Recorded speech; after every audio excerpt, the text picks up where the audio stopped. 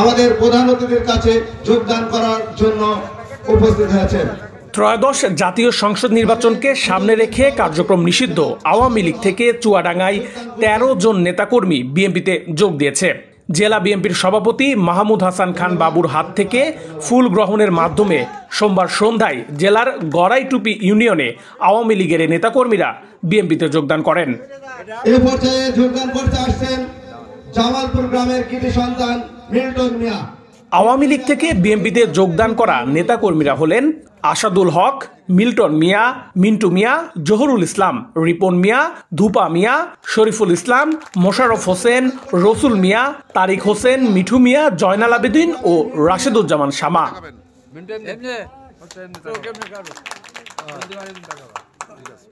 যোগদান অনুষ্ঠানে প্রধান অতিথি হিসেবে উপস্থিত ছিলেন চুয়াডাঙ্গা জেলা বিএনপির সভাপতি মাহমুদ হাসান খান বাবু।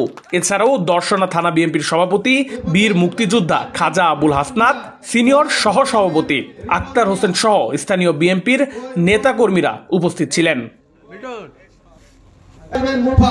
জামালপুর গ্রামের মুপা মিয়া বিএনপিতে যোগদান করতে আসছেন। এই পর্যায়ে যোগদান করতে আসবেন শরীফুল ইসলাম, জামালপুর গ্রামের শরীফুল ইসলাম, তাকে আসার জন্য অনুরোধ করা হচ্ছে। সবাই হাতে তালি দেন।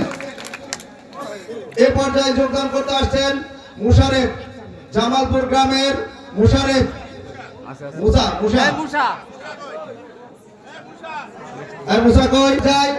যোগদান করতে আসবেন রসুল, জামালপুর গ্রামের রসুল,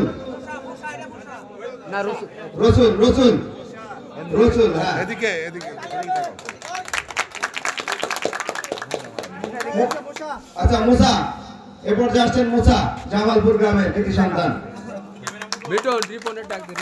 এই পর্যায়ে যোগদান করতে আসবেন তারিক, জামালপুর গ্রামের তারিক করতে আসবেন মিঠু মিয়া, জামালপুর গ্রামে মিঠু মিয়া। জয়নাল আমাদের বিএনপিতে যোগদান করতে আসছেন ৩ নম্বর ওয়ার্ডের কৃতি সন্তান।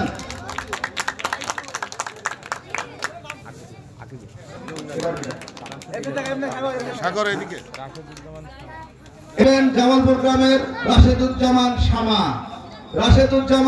শামা।